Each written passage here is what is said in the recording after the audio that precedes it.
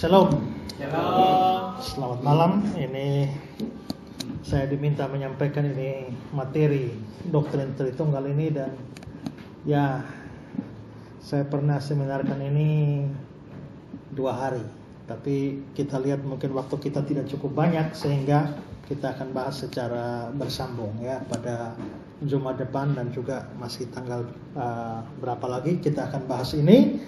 Nah, karena itu maka ini tidak akan selesai.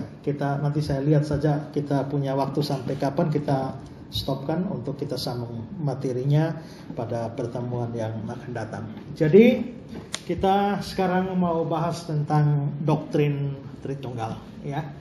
Nah, pertama-tama sebelum kita belajar tentang doktrin Tritunggal ini, kita perlu menyadari sesuatu, bahwa belajar doktrin itu adalah sesuatu yang penting ya.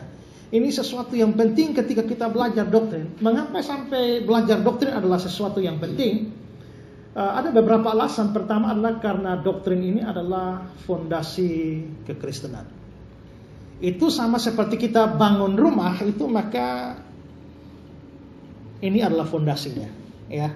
Kekristenan dibangun di atas satu fondasi tertentu, dan sebenarnya yang membedakan kita ya dengan agama lain justru pada fondasi ini. Nah, jikalau gereja hanya berkhotbah tentang moral, tentang etika, jangan mencuri, jangan merampok, jangan membunuh, maka sebenarnya semua agama juga sama. Ya, semua agama juga sama. Itulah sebabnya mungkin banyak orang mengatakan bahwa semua agama sama. Karena apa? Karena hanya lihat faktor moral.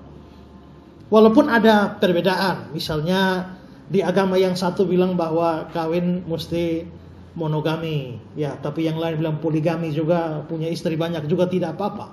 Ada perbedaan-perbedaan yang tidak fundamen di sana ya. Tapi dalam hal yang moral. Tapi kalau sudah bicara soal doktrin, maka doktrin ini selain fondasi, dia membedakan kekristenan dengan agama lain. Jadi apa bedanya kita dengan agama lain itu biasanya bukan pada hal moral. Tanyakan, apakah ada agama yang menyuruh membunuh? Tanyakan pada Islam juga boleh membunuh. Paling mereka mengatakan bahwa yang suka bunuh itu kan itu yang ekstremis. Tapi Islam sesungguhnya tidak membunuh. Itu mungkin ada jawaban seperti itu. Nah, tapi bicara yang membedakan kita dengan agama lain itu karena doktrin ini. Ya. Selain itu juga doktrin membedakan kekristenan yang sejati dengan bidat-bidat dan ajaran-ajaran sesat. Bidat-bidat atau ajaran-ajaran sesat ini sudah begitu banyak sejak dari awal gereja ya. Misalnya ada bidat yang mengatakan bahwa Yesus itu sebenarnya manusia biasa. Dia hanya manusia biasa, tapi pada waktu dia dibaptis itu anak Allah itu menyusup masuk ke dalam Yesus, sehingga makanya Yesus menjadi semacam Allah. Lalu pada waktu Yesus mau dibaptis itu keluarlah anak Allah itu keluar meninggalkan Yesus, sehingga Yesus bilang Eli Eli lama sabatani. Nah, itu ada ajaran seperti itu ya. Ada juga ajaran juga bidat, misalnya bidat yang mengatakan bahwa yang jasmani itu pada prinsipnya jahat, lalu yang rohani itu pada prinsipnya baik. Roh itu baik, daging itu jahat, sehingga tidak mungkin Allah yang adalah roh itu menjadi daging, tidak mungkin. Nah, itu bidat-bidat. Yang membedakan kita dengan saksi Yehova itu apa? Itu doktrin. Kita ajar tidak membunuh, saksi Yehova juga bilang jangan membunuh. Kita bilang jangan menipu, juga saksi Yehova bilang jangan menipu. Tapi bedanya kita dengan saksi Yehova apa? Di doktrin. Misalnya kita percaya doktrin Tritunggal, tapi orang saksi Yehova tidak percaya. Mereka anggap itu kepercayaan yang diambil oleh gereja dari agama Yunani kuno, Romawi kuno, Mesir kuno. Omong tentang Yesus Kristus. Kita percaya dia Allah, tapi saksi Yehova percaya dia itu bukan Allah. Dia itu ciptaan pertama dari Allah. Dari mula-mula Allah itu menciptakan Yesus, lalu Allah pakai Yesus menciptakan alam semesta. Lalu siapa Yesus sesungguhnya? Menurut saksi Yehova, Yesus sesungguhnya itu adalah penghulu malaikat yang namanya Mikael. Nah, itu beda kita dengan saksi Yehova pada doktrin. Bicara Roh Kudus, kita percaya Roh Kudus itu satu pribadi yang punya pikiran, perasaan, kehendak. Tapi orang saksi Yehova tidak percaya Roh Kudus seperti itu. Roh Kudus itu menurut saksi Yehova hanya tenaga aktif Allah. Karena itu kalau kita punya Kejadian 1 ayat 2 itu, bumi belum berbentuk dan kosong dan roh Allah melayang-layang di atas permukaan air. Kalau baca Alkitab saksi Yehova dibilang bahwa bumi belum berbentuk dan kosong dan tenaga aktif Allah melayang ke sana kemari. Jadi ini saya, Ezra. Nah, ini tenaga saya. Nah, demikian juga Allah, tenaga aktif Allah itulah Roh Kudus. Nah, itu menurut saksi Yehova. Kalau kita menganggap bahwa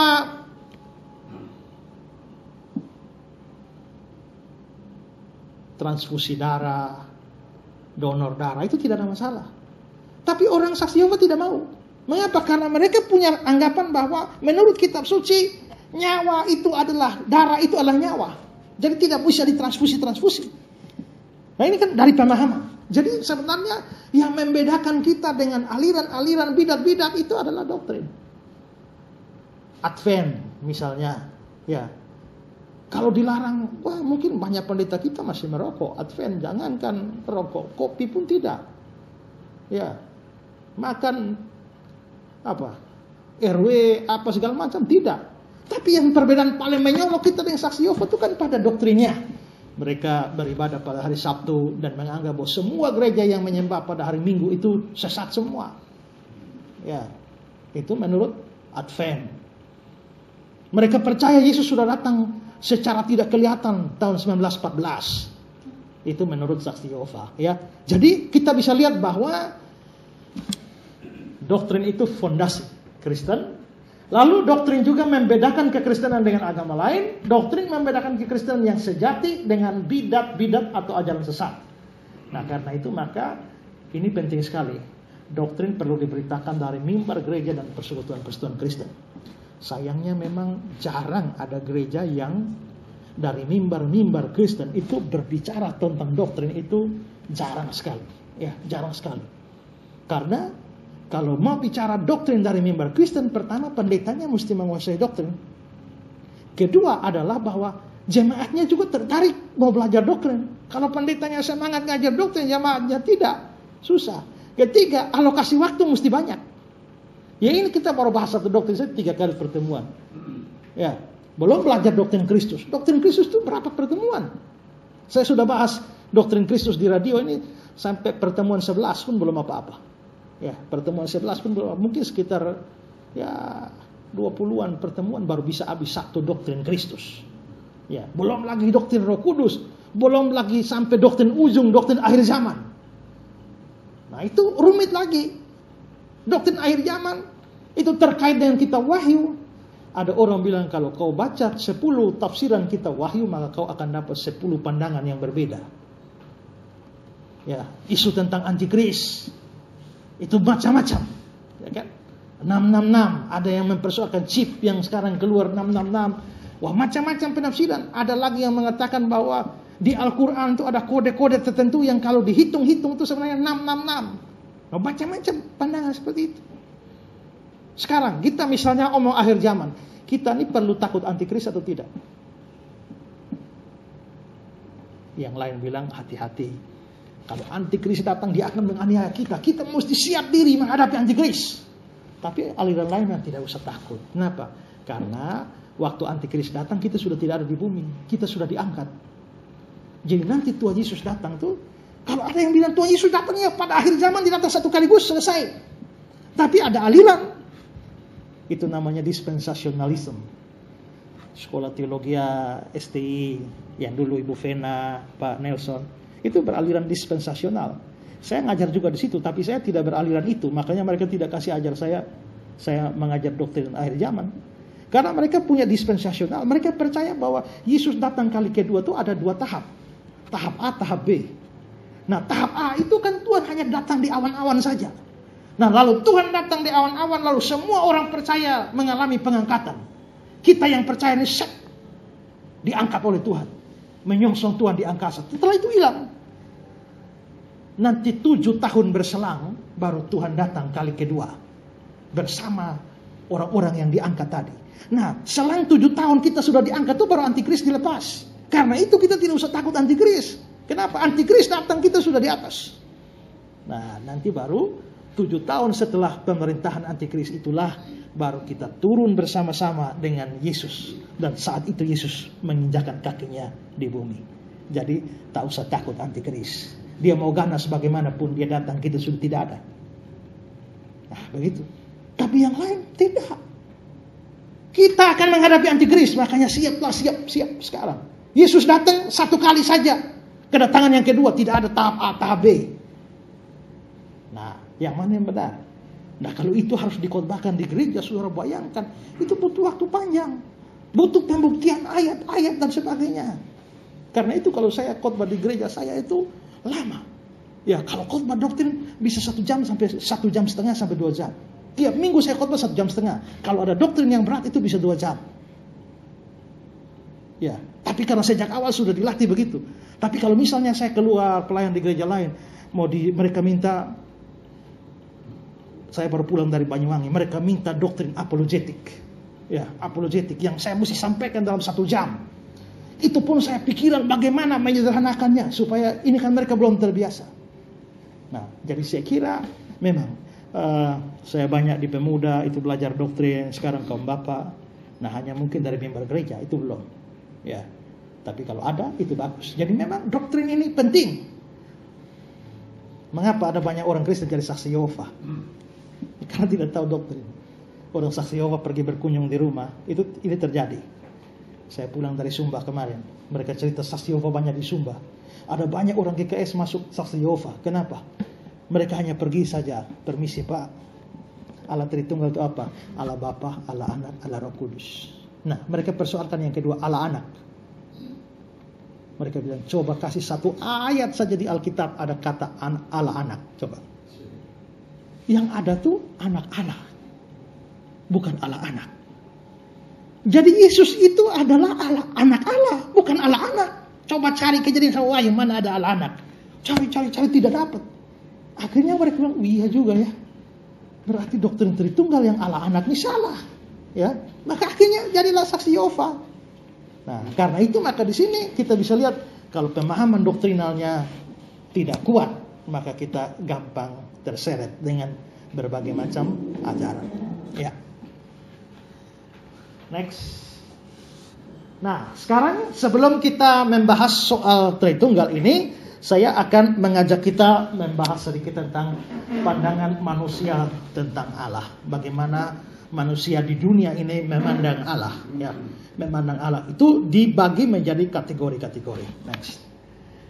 Ya, sekarang saudara lihat, manusia di dunia ini terbagi menjadi 2 kelompok. Pertama adalah kelompok teis. Nah, kelompok teis ini adalah kelompok yang percaya adanya Allah. Cukup di situ, ya. Ini adalah orang-orang teis yang percaya ada Allah. Ada satu pribadi atau non pribadi, pokoknya percaya ada yang disebut sebagai Allah. Itu kaum teisme, ya. Sedangkan kelompok kedua ini adalah kelompok ateis. Nah, ateis ini mereka tidak percaya ada Allah. Rasionalisme yang kuat di barat membuat orang sudah tidak mau percaya ada Allah. Saya ketemu dengan beberapa bule, tanya agama apa? Mereka bilang tidak beragama. Ya, bahkan saya pernah mendengar ceramah dari seorang, dia bilang di Perancis, kalau kau bertanya tentang apa agamamu, itu menjadi sesuatu pertanyaan yang sangat pribadi dan bisa bikin orang tersinggung. Misalnya tanya, Bapak agama apa? Pembicara ini mengatakan, Bapak agama apa? Tanya seperti sama dengan Bapak hubungan seks sama istri berapa kali seminggu. Loh, saya hubungan seks dengan istri saya berapa kali seminggu, itu bukan urusan kamu. Itu sesuatu yang sangat privasi. Tidak boleh kamu campuri. Demikian juga apa agama Bapak, itu sesuatu yang sangat privasi, tidak perlu ditanyakan. Apologetika di dunia barat sekarang itu lebih apologetika ini perjuangan membela iman Kristen. Itu lebih kepada perjuangan membuktikan eksistensi Allah. Karena mayoritas kampus-kampus mereka sama sekali tidak percaya lagi ada Allah.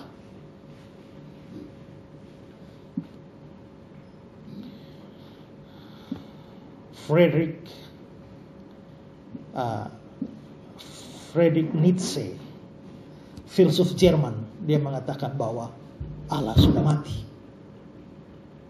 Ludwig Feuerbach, filsuf yang lain, mengatakan bahwa sebenarnya yang disebut Allah itu adalah mimpi dari manusia kasta rendah yang sakit hati. Ya, jadi manusia yang mengalami hidup, mengalami tekanan, mengalami kesulitan dan sebagainya, wajar mengharapkan ada sesuatu oknum yang bisa melindungi dia, memberkati dia, menjaga dia, menyertai dia. Lalu manusia itu menciptakan semacam Allah di dalam pikirannya. Sehingga akhirnya bukan Allah yang cipta manusia, tapi manusia yang cipta Allah. Karena itu menurut Ludwig Feuerbach ini adalah manusia mesti sadar dan bertobat kembali dari teologi kepada antropologi. Jadi sadar bahwa Allah itu ciptaan kita, ciptaan produk pikiran manusia kasta rendah. Kalau kita kasta mulai tinggi, maka kita sudah tidak mengharapkan adanya Allah. Jadi dunia ini terbagi. Kalau dunia timur memang tergolong kepada teisme, tapi dunia barat mayoritas sekarang itu bergerak kepada ateisme ini, ya, tidak percaya ada Allah. Ya. Terus sekarang yang teis ini itu masih terbagi dua. Yang pertama disebut politeis. Nah, politeis ini mereka percaya ada Allah, tapi Allahnya banyak. Yang disebut sebagai dewa kah atau apa saja, pokoknya dewanya banyak. Sebuah sumber mengatakan bahwa orang Hindu misalnya, mereka mempercaya dewanya itu ada sekitar 2 juta dewa. Dan kalau 2 juta dewa, bayangkan mereka pasti tidak hafal dewanya siapa. Ya, dewa terbesar Trimurti itu ada Brahma, ada Wisnu, ada Siwa. Tapi dewa-dewa yang lain itu banyak, ada sekitar 2 juta. Berarti di sini Hindu itu sebenarnya masuk politeis.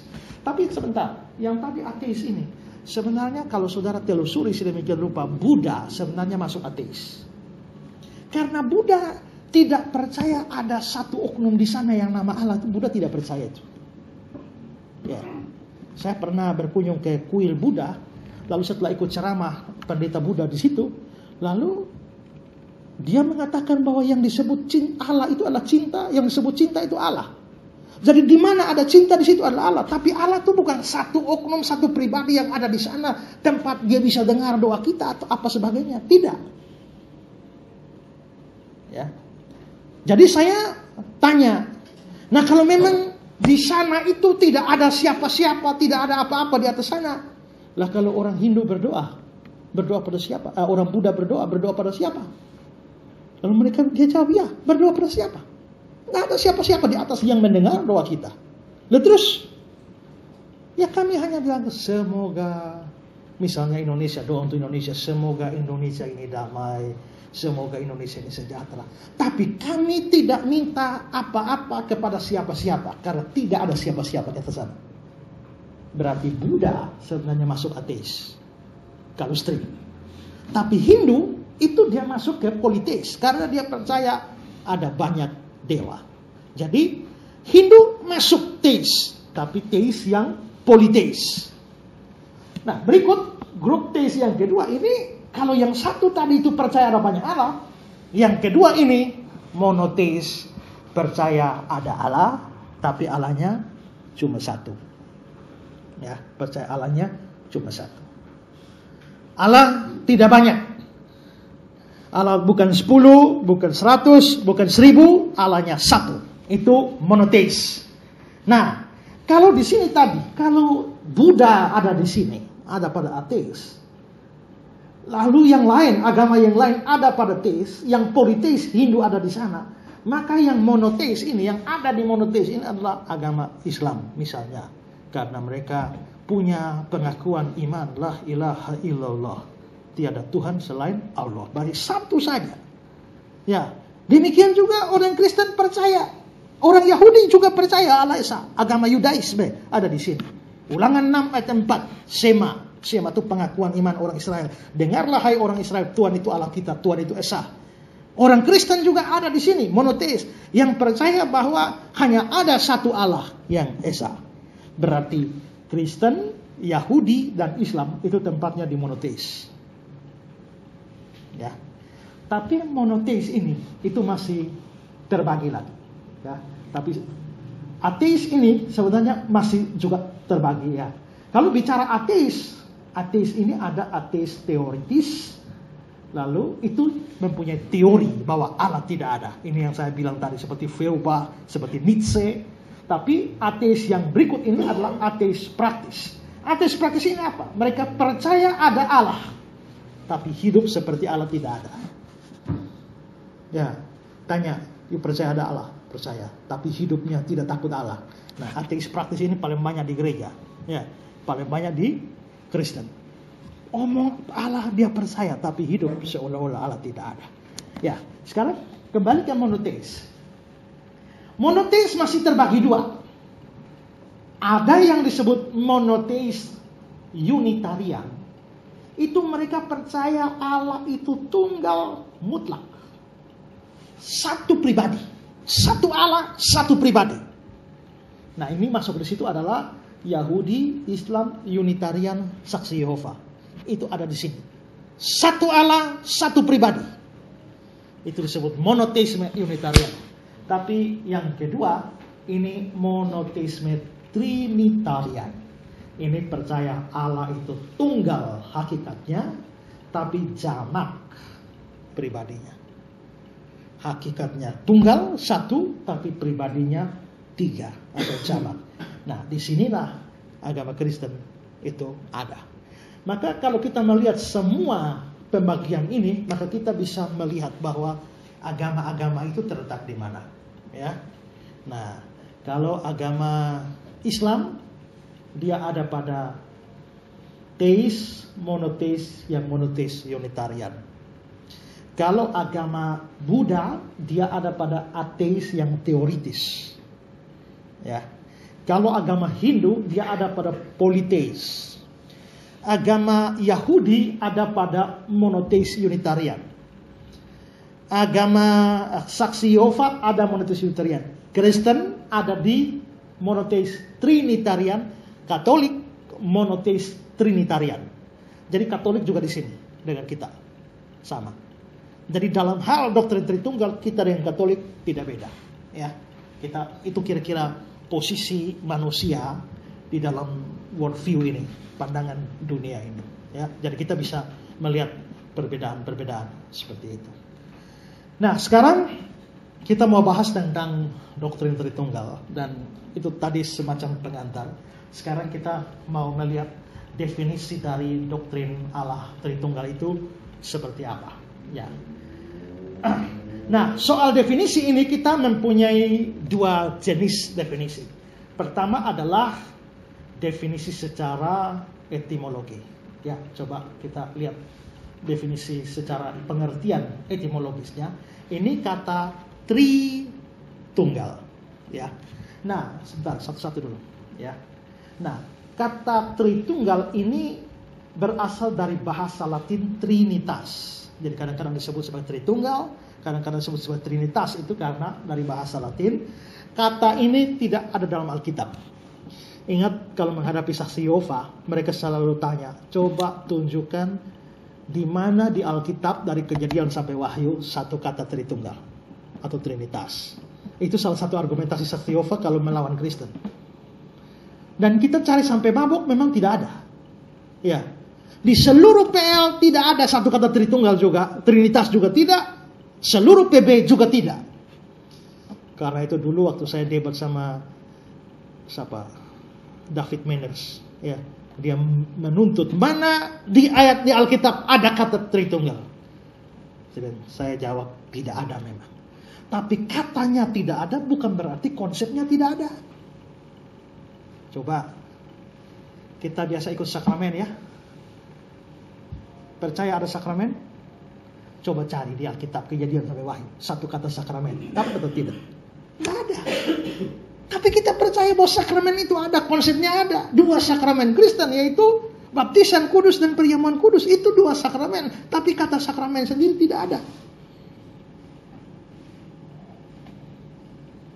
Lalu kita tuntut lagi.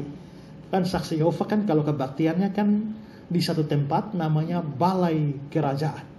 Jadi gerejanya saksi Yehova itu disebut sebagai balai kerajaan. Saya tuntut, coba kasih satu ayat saja. Ada kata balai kerajaan. Tidak ada. Oh, jadi kalau Tritunggal tidak ada, tidak boleh dipakai. Tapi kalau balai kerajaan tidak ada, boleh pakai. Itu namanya tidak fair. Kalau balai kerajaan tidak ada, bisa dipakai. Kenapa doktrin Tritunggal tidak ada, tidak bisa dipakai? Jadi persoalannya bukan pada istilah, tapi pada konsepnya ada atau tidak. Nah, itu masalahnya. Ya. Jadi kata Tritunggal ini dari kata Latin Trinitas. Nah, kata Trinitas itu juga berasal dari dua kata yang digabung, yaitu tres itu 3 dan unus itu 1. Jadi Trinitas itu artinya 3, 1. Makanya disebut juga Tritunggal, sama juga. Tri itu 3, tunggal itu 1. Tritunggal 3, 1. Tres unus, Trinitas 3, 1. Jadi itu definisi secara etimologi seperti itu. Nah, sekarang pengertian berikut adalah pengertian secara terminologi. Kalau kita bikin definisi itu mesti ada etimologinya, term, istilah. Sama seperti keyboard. Keyboard itu kalau secara etimologi dari dua kata. Key, kunci, dan board, papan. Jadi papan kunci. Atau kunci papan berkunci. Tapi secara terminologi, keyboard itu adalah sebuah alat musik yang bla bla bla bla bla. Kan itu terminologi. Tapi etimologinya ya papan kunci. Kunci papan. Ya. Nah, sekarang secara terminologi, ya, doktrin Tritunggal itu apa?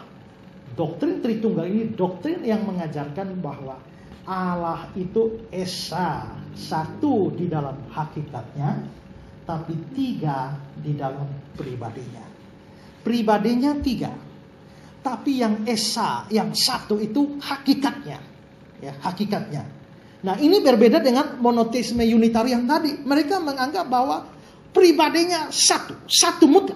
Jadi satu Allah, satu pribadi. Tapi kalau monoteisme unitarian, satu hakikat, 3 pribadi.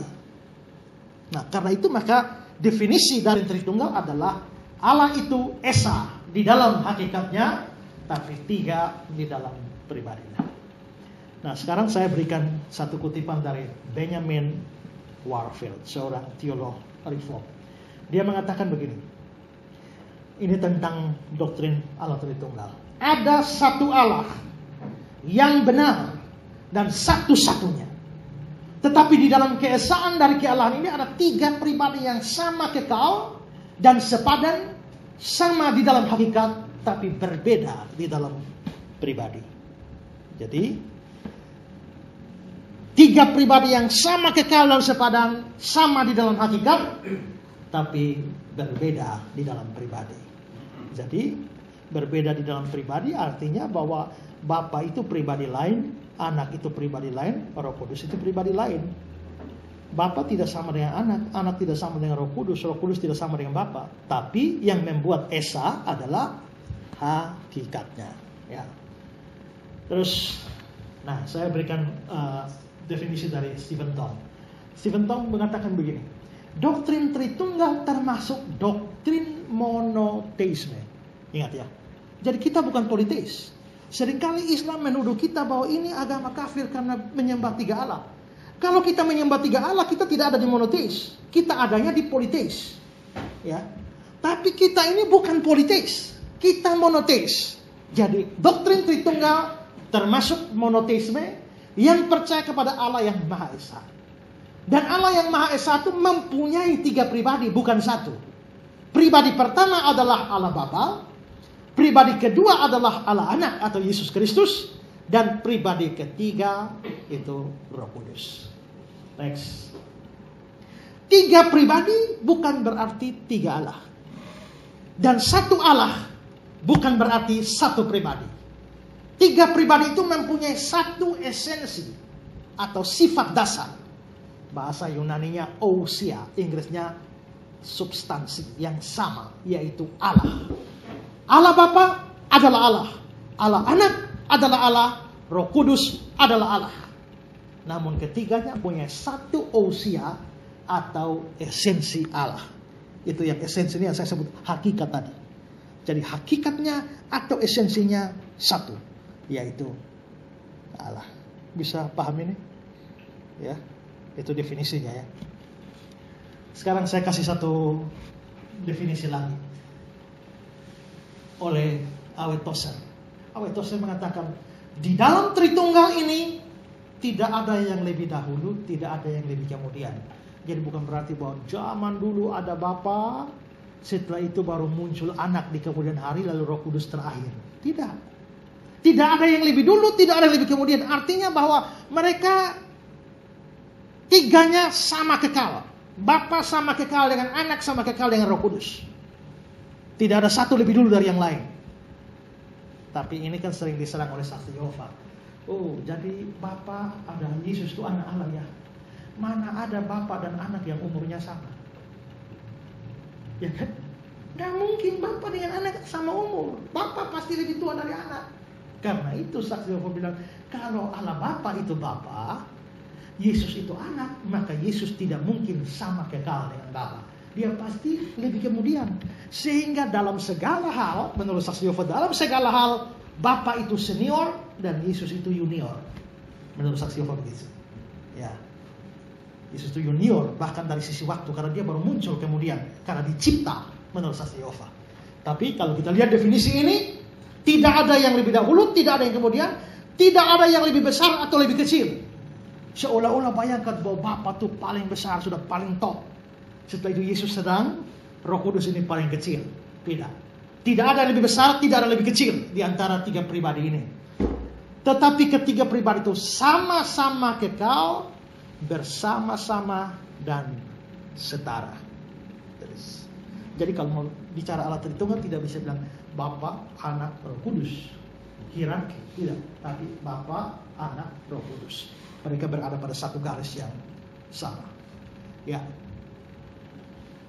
Nah, jadi ini definisi dari doktrin Tritunggal. Sampai di sini paham? Ya. Bisa nangkap sampai sejauh ini? Ya. Kita lanjut. Nah, sekarang dengan doktrin kita semacam itu, bagaimana tanggapan pihak terhadap kita? Nah, pertama kita melihat bahwa dari Islam. Islam kalau melihat kita begini, mereka anggap kita politis. Karena kita dianggap menyembah tiga Allah. Ya, Allah Bapa, Anak dan Roh Kudus. Yang biasanya paling suka mereka terima adalah bahwa Bapa adalah Allah, Anak adalah Allah, Roh Kudus adalah Allah. Masa hanya satu Allah? Mereka selalu bilang, masa 1 tambah 1 tambah 1 sama dengan 1? Tidak bisa 1 tambah 1 tambah 1 sama dengan 3. Loh iya memang. Kita juga tidak mengatakan bahwa 1 tambah 1 tambah 1 sama dengan 1. Makanya kita percaya bahwa Bapa itu 1, Yesus itu 1, Roh Kudus 1, ya 3. Tapi 3 apanya? 3 pribadinya kita akui. Ya, jadi Islam menganggap bahwa kita ini politis atau tritis, ya. Nah, itu menurut Islam. Terus, next, menurut saksi Yehova dan Unitarian kita ini sesat. Itu menurut saksi Yehova Unitarian. Ya. Mereka menganggap bahwa kita mengadopsi, Kristen ini mengadopsi ajaran Tritunggal dari kebudayaan kuno, agama-agama kafir. Karena mereka menelusuri bahwa di Yunani kuno, Romawi kuno, Mesir kuno, mereka selalu mempunyai semacam Allah 3 serangkai. Misalnya dari Hindu saja ya, ada Trimurti, Siwa, Brahma, Wisnu. Kan ada Allah 3 serangkainya, ya. Nah, jadi coba lihat ini. Nah, ini Tritunggal Mesir. Itu ada 3 serangkai. Ada Allah 3 serangkai namanya Horus, Osiris, dan Isis. Nah, itu Tritunggal atau Allah 3 serangkai yang datang dari Mesir. Nah, gara-gara ada model seperti inilah, maka orang saksi Yehova anggap ini Kristen pasti adopsi ini. Makanya jadilah doktrin Tritunggal kita. Ya, itu menurut saksi Yehova. Terus menurut kaum rasionalis ini ajaran tidak masuk akal. Ya, tidak masuk akal. Karena bagaimana mungkin ya Bapa Allah, Anak Allah, Roh Kudus Allah, tapi bukan 3 Allah. Jadi itu tanggapan mereka terhadap doktrin Tritunggal. Oke, sekarang itu hal pertama. Nah, hal kedua yang mau saya ajarkan pada malam ini adalah sadar bahwa kita waktu belajar Tritunggal ini kita mempelajari sesuatu yang sukar, sesuatu yang sulit, dan karena itu maka penting sekali untuk kita melihat, sadar bahwa kita menghadapi Tritunggal ini bukan sama seperti khotbah biasa yang kita melamun pun mungkin masih mengerti, ya toh? Nah, ngantuk-ngantuk sedikit pun masih ngerti. Tidak, ini sesuatu yang berat, sesuatu yang sulit. Tapi kenapa sulit? Nah, pertama, doktrin Allah Tritunggal adalah doktrin yang sangat sulit atau sulit dipahami atau sulit dimengerti. Next, saya kasih kata-kata Loren Bender. Loren Bender mengatakan, ketika kita memandang Allah Tritunggal, kita merasa seperti orang yang memandang langsung matahari pada tengah hari. Ya, tengah hari pandang sakit mata kita, ya, sukar. Jadi sukarnya memahami Allah Tritunggal itu seperti itu. Dan nanti setelah saya selesai ajarkan ini, tidak berarti bahwa saudara akan memahami Allah Tritunggal sepenuhnya. Bahkan ada orang mengatakan, kalau sampai ada orang yang mengajarkan doktrin Tritunggal dan menyingkirkan semua kesulitan, itu pasti ajaran sesat.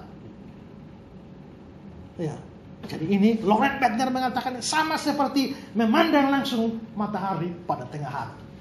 Terus Henry Tyson mengatakan, ajaran tentang Tritunggal Allah adalah satu rahasia yang besar sekali. Seakan-akan ajaran ini merupakan teka-teki intelektual yang sulit dipecahkan atau bahkan merupakan suatu kontradiksi. Ini seperti sesuatu yang sulit dipecahkan atau seperti suatu kontradiksi menurut Henry Tyson. Next, Awe Tozer. Awe Tozer ini dia dalam bukunya, ya, dia menulis, untuk merenungkan ketiga pribadi Allah itu berarti di dalam pikiran kita melangkah ke arah timur melalui Taman Eden, memijahkan kaki di tempat yang suci. Usaha kita yang paling tulus untuk mencoba memahami rahasia Tritunggal yang tak dapat dimengerti itu akan tetap tinggal sia-sia, dan hanya rasa takut dan hormat saja yang dapat mencegah kita membuat sesuatu yang semata-mata sangkaan saja. Nah, menghadapi doktrin Tritunggal ini kan sulit. Karena itu dalam bukunya Mengenal Yang Maha Kudus, ketika Awe Tozer mau bicara doktrin Tritunggal, dia mengawali bab tentang doktrin Tritunggal dengan sebuah doa. Nah, doanya Awe Tozer sebelum bahas doktrin Tritunggal itu, doanya seperti ini.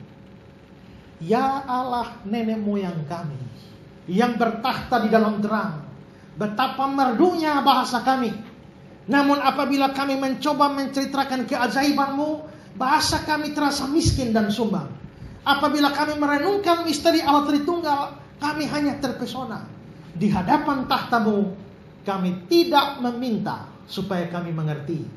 Kami hanya ingin supaya kami selayaknya mengasihi dan menyembah Engkau, Allah Tritunggal yang mempunyai 3 pribadi. Amin. Nah, itu doa Awe Tozer sebelum bahas doktrin Tritunggal. Karena itu maka kita sekarang menghadapi kesulitan suatu pemahaman tentang Allah yang sulit. Ya. Nah, pertanyaan kita sekarang, memangnya kenapa sih kok bahas doktrin Tritunggal ini kok sulit? Apa yang menyebabkan ini sulit? Ada beberapa hal. Pertama, karena kita sedang berbicara tentang Sang Pencipta yang kekal dan tak terbatas. Ini yang membuat sulit. Kita sedang bicara tentang Sang Pencipta, tapi kita bicara juga tentang Dia yang kekal. Kita bicara tentang Dia yang tidak terbatas oleh apapun.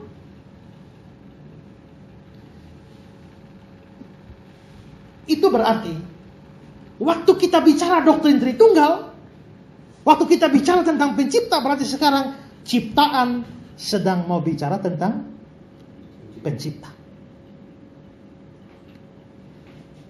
Ciptaan mau bicara tentang pencipta, terus yang fana sedang mau bicara tentang yang kekal, dan yang terbatas sedang berbicara tentang yang tidak terbatas. Pertanyaannya, ya, sulit?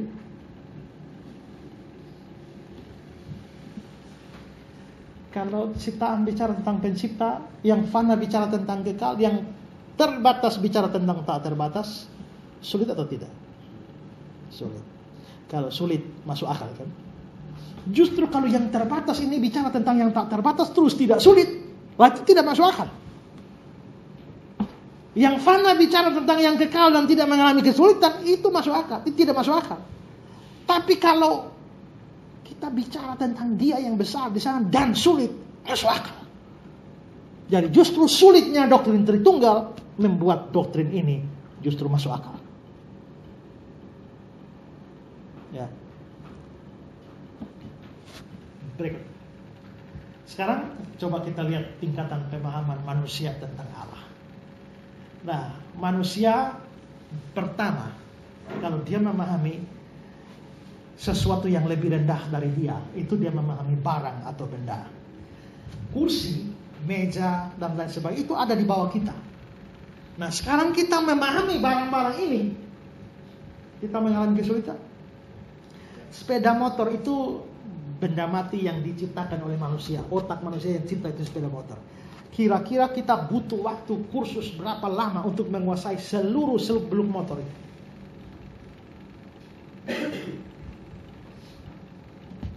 Dia macet di sini kita tahu ini penyebabnya itu. Oh, ini masalah ini. Oh, pasti penyebabnya itu ini.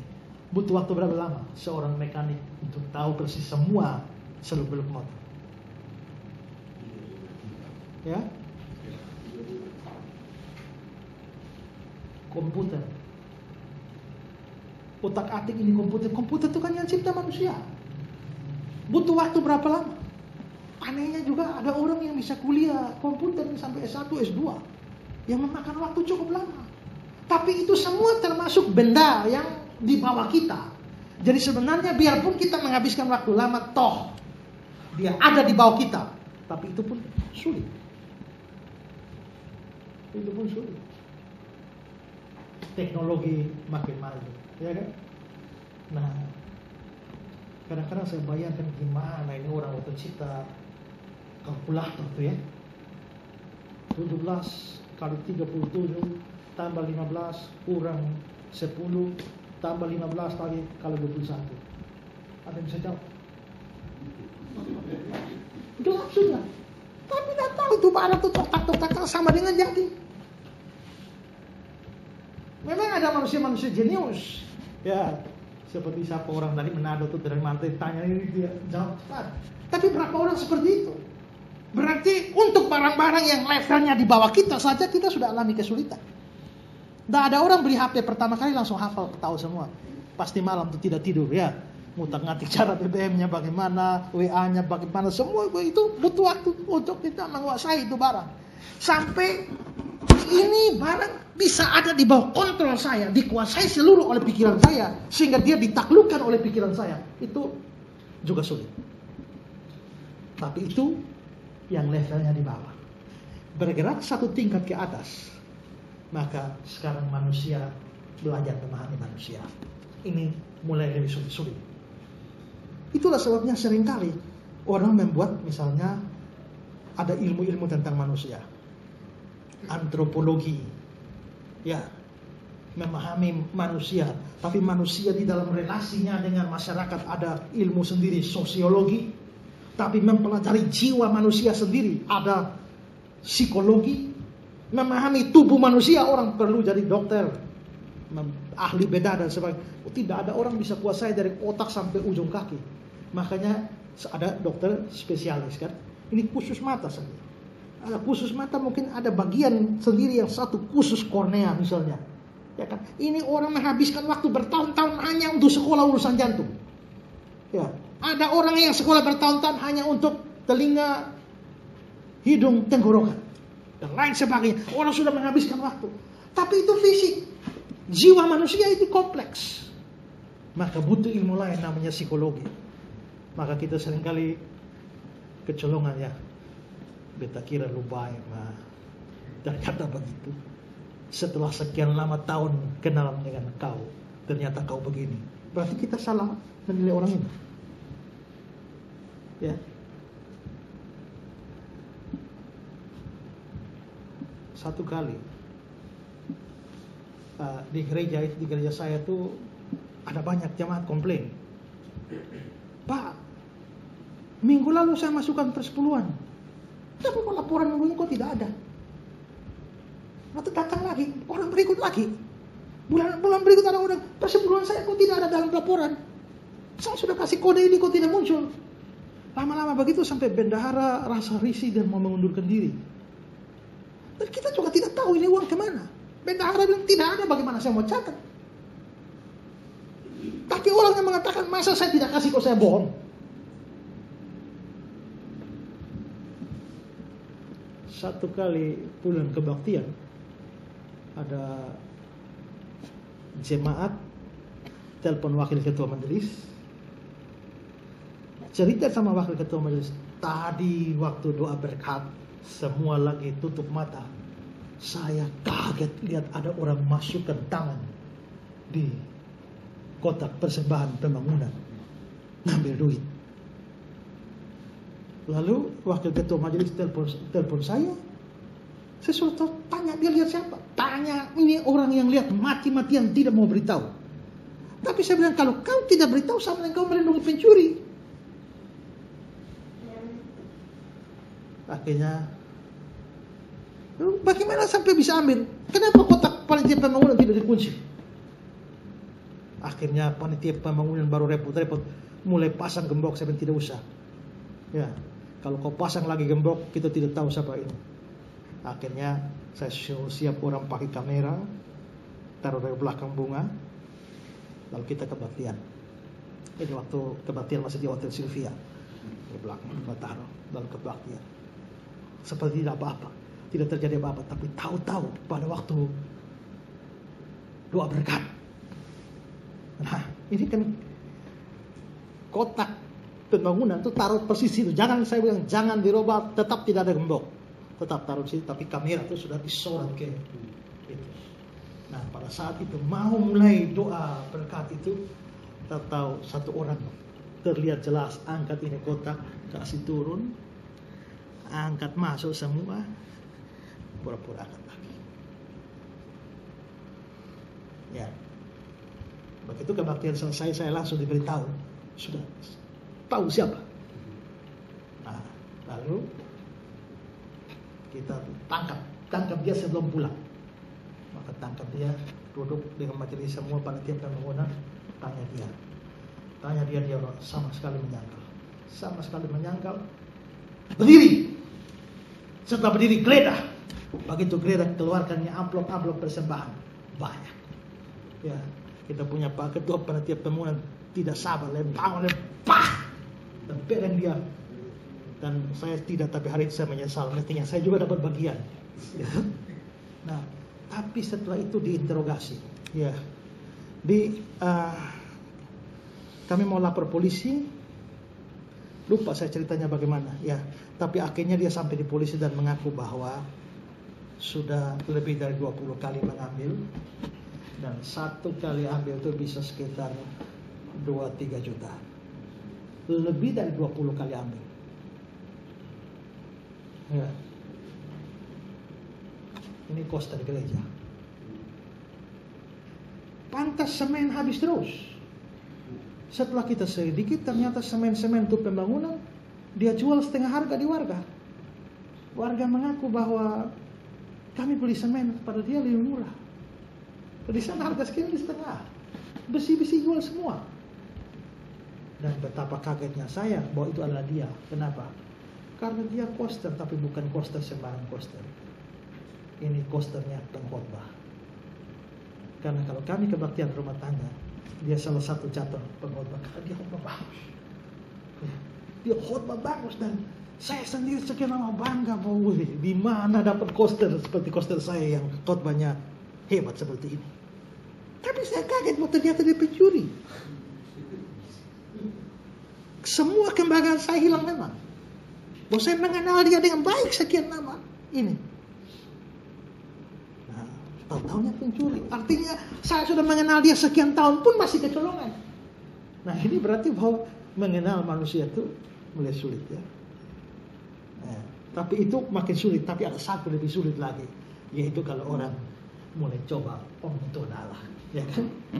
Omong sepeda motor saja sudah susah, omong komputer susah, tapi bicara manusia lebih susah lagi. Sekarang bicara tentang Tuhan Allah jauh lebih sukar lagi. Nah, karena itu kalau kita mengalami kesulitan waktu kita bahas tentang Tuhan Allah, itu masuk akal. Karena ini wilayahnya sudah bukan ini di bawah kita, yang ini setara dengan kita, tapi yang itu di atas kita. Ya, maka kita sedang bicara sesuatu di atas kita, melampaui kita. Kalau sulit, itu masuk akal. Ya, next. Karena itu adalah wajar jika doktrin Allah Tritunggal sukar dijelaskan dan dipahami. Nah, ini ilustrasi dari Stephen Tong. Stephen Tong bilang begini, ada orang Jawa pergi ke Afrika. Lalu dia bilang bahwa orang Jawa itu makanannya itu paling enak itu tahu. Orang Afrika tanya, tahu itu seperti apa? Dia bilang, tahu itu segi empat. Mereka ambil segala macam segi empat begini. Bukan, dia segi empat tapi putih. Mereka mengambil segala macam segi empat yang putih mau begini. Bukan juga, segi empat putih tapi noe. Nah, mereka ambil bantal ini seperti ini, dia bilang bukan. Dan terus tahu itu bagaimana? Nah, lalu Stephen Tong bilang begini, jelaskan tahu saja itu susah, apalagi jelaskan tentang Tuhan Allah. Ya kan? Omong tahu saja susah, apalagi mau omong tentang Tuhan Allah. Maka ini jelas sesuatu yang sukar. Next. Baik, mari kita lihat sejumlah ayat. Ayub 11 ayat Ayub 11 ayat 7-9. Coba perhatikan ayat ini. Dapatkah engkau memahami hakikat Allah? Menyelami batas-batas kekuasaan yang maha kuasa. Tingginya seperti langit, apa yang dapat kau lakukan? Dalamnya melebihi dunia orang mati, apa yang dapat kau ketahui? Lebih panjang daripada bumi ukurannya, lebih luas daripada samudra. Ya, itu kata Ayub. Sekarang Ayub 36 ayat 26. Sesungguhnya Allah itu besar, tidak tercapai oleh pengetahuan kita. Jumlah tahunnya tidak terselidiki. Allah itu besar. Makanya orang Islam bilang, orang Arab bilang Allahu Akbar. Allah itu besar. Itu betul, Allah besar, tidak tercakup oleh pikiran kita. Itu dibenarkan oleh Ayub. Sebelum orang Islam bilang Allahu Akbar, Ayub itu sudah lebih dulu. Ayub ini hidup lebih tua dari Abraham. Ya. Nah, itu kira-kira lebih dari 2000 tahun sebelum Yesus lahir. Dia sudah bilang tidak tercapai oleh pengertian kita. Terus Ayub 37 22-23. Dari sebelah utara muncul sinar keemasan. Allah diliputi oleh keagungan yang dahsyat, yang maha kuasa, yang tidak dapat kita pahami. Yang maha kuasa tidak dapat kita pahami. Ya, besar kekuasaannya, keadilannya, walaupun kaya akan kebenaran, dia tidak menindasnya. Yang maha kuasa yang tidak dapat kita pahami. Jadi ini ayat-ayat memang jelas. Kalau bicara soal hakikat Allah, itu memang sesuatu yang tidak bisa kita pahami. Ya, next. Sekarang saya kasih kutipan dari Neftrik dan Bol, dua penulis. Mereka mengatakan begini, apabila kita mau berbicara tentang soal ketritunggalan, maka haruslah terlebih dahulu kita insafi bahwa kita berbicara tentang Allah. Allah itu Allah yang hidup, bukan sesuatu pengertian atau persoalan yang dapat kita selidiki dengan akal budi kita sampai menjadi terang. Bila kita mau memecahkan satu persoalan, maka paham kita harus melebihi persoalan itu, sehingga dapat kita tangkap dan kita kuasai. Tapi sebaliknya yang terjadi, bila kita bertemu dengan Allah yang hidup, yakni kita ditangkap dan dikuasai oleh Dia. Kalau kita mau memahami ini hampir, maka Pikiran saya yang tangkap dan menguasai HP ini. Tapi kalau saya bicara dengan Allah, saya yang ditangkap dan dikuasai. Nah, karena itu maka ini menjadi sukar. Ya. Nah, jadi mengapa sukar? Pertama, karena kita sedang bicara tentang Sang Pencipta yang kekal yang tak terbatas. Itu alasan pertama. Sekarang kedua, mengapa sulit?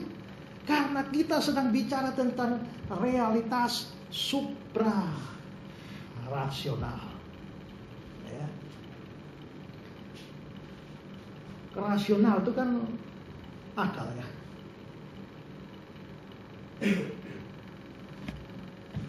Filsuf Inggris John Locke, dia membagi pengetahuan itu ada 3. Pertama itu disebut rasional, itu masuk akal, rasional. Kedua, kontra rasional, itu bertentangan dengan akal, melawan akal. Tapi ada yang ketiga yang disebut sebagai supra rasional. Supra ini dari kata super, di atas. Ya, ada banyak mie, tapi ada mie di atas mie yang lain namanya super mie. Ada banyak sabun, tapi sabun paling top itu super busa, super. Ada banyak men, tapi yang paling top itu adalah Superman, Superwoman, ya kan? Ada banyak Honda, tapi Honda paling bagus itu Honda Supra, ya kan? Karena di atas itu. Nah, kalau ini supra rasional berarti di atas akal. Jadi pengetahuan itu bukan hanya soal masuk akal dan tidak masuk akal, tidak. Tapi adalah masuk akal, bertentangan dengan akal atau tidak masuk akal, dan di atas akal. Kalau makan 2 piring dan kenyang, apa? Masuk akal. Makan 13 piring tidak kenyang, kontra rasional. Tidak makan 40 hari, puasa 40 hari tidak mati, itu supra rasional. Elia puasa 40 hari, Musa puasa 40 hari, Yesus masuk puasa 40 hari tidak mati. Itu sesuatu yang di atas akal, kontra rasional. Nah, jadi ada pengetahuan, ada 3. Nah, waktu kita bicara soal Allah, next, Allah itu satu realitas suprarasional yang melampaui pikiran manusia. Mengapa? Yang cipta otak kita kan Dia. Masa Dia ada di dalam otak kita? Dia mesti di atas otak kita. Ya. Yang menciptakan pikiran kita kan Dia. Berarti Dia di atas pikiran kita. Maka bicara soal Allah, Dia itu satu realitas suprarasional yang melampaui pikiran manusia. Sekarang contoh Mazmur 139 ayat yang ke-6. Terlalu ajaib bagiku pengetahuan itu, terlalu tinggi tidak sanggup aku mencapainya.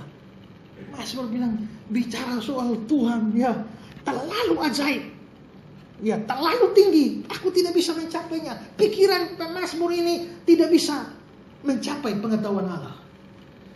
Nah, saking tingginya, ini supra rasional.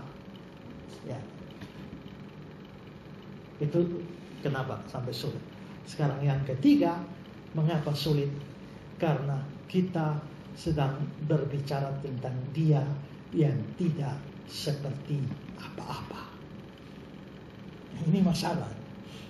Karena Tuhan Allah itu tidak seperti apa-apa. Kalau Tuhan tidak seperti apa-apa, terus kita mau bilang Allah Tritunggal itu seperti, tidak bisa. Karena Dia tidak seperti apa-apa. Ya. Next. Allah itu adalah Dia yang tidak seperti apa-apa atau tidak seperti siapa-siapa. Coba mari kita lihat ayatnya. Yesaya 40 ayat 18 dan 25. Coba lihat. Jadi dengan siapakah hendak kamu samakan Allah? Dan apa yang dapat kau anggap serupa dengan Dia? Dengan siapa hendak kamu samakan aku? Akan aku seperti Dia? Firman yang Maha Kudus. Jadi ini pertanyaan interrogatif. Dengan apa kamu samakan aku? Jawabnya adalah Dia tidak sama seperti apa-apa.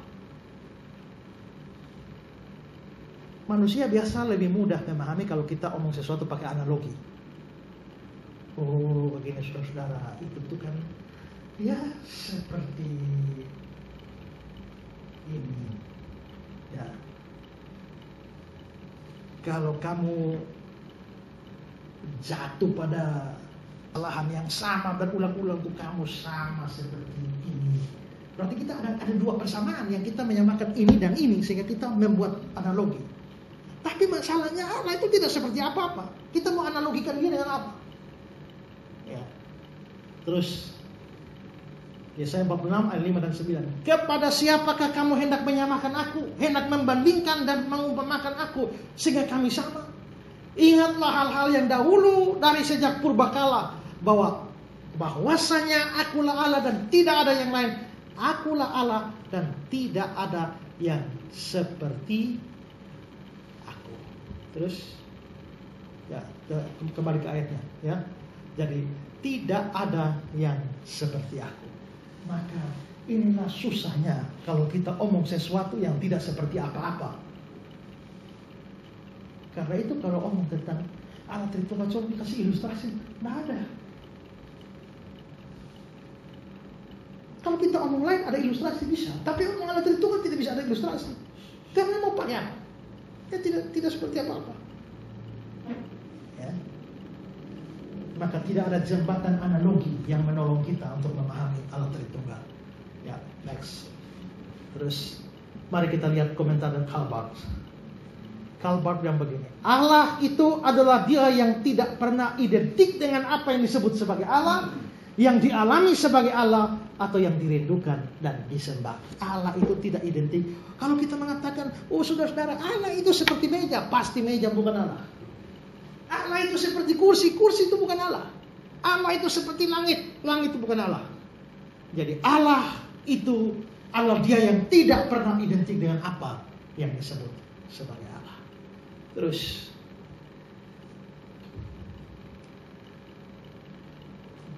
satu kutipan Woodward and Johnson, mereka mengatakan begini, dalam pengalaman kita tidak ada sesuatu yang sebanding dengan ketritunggalan dalam keesaan dan keesaan dalam ketritunggalan. Kita tahu bahwa tidak ada tiga orang yang secara struktur adalah satu.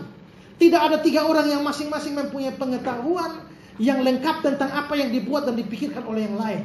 Setiap orang memagari diri sendiri dengan kebebasan pribadi. Tidak ada manusia yang memiliki kepribadian yang sama seperti yang dinyatakan tentang Allah. Tidak ada. Next. Karena itu wajar kalau dia sulit dipahami. Waktu kita selesai untuk malam ini. Ya sudah 9:30. Kita cukup di sini. Kita sambung lagi pada minggu depan. Jadi kita belum menyentuh ini doktrin Tritunggal. Ini masih pengantar saja nih, ya. Masih pengantar untuk sadar bahwa kita sekarang dalam 3 minggu ini kita mau bicara sesuatu yang sulit. Ya. Kita mau bicara sesuatu yang tak terjangkau oleh pikiran kita, yang tak bisa kita kuasai dengan pikiran kita.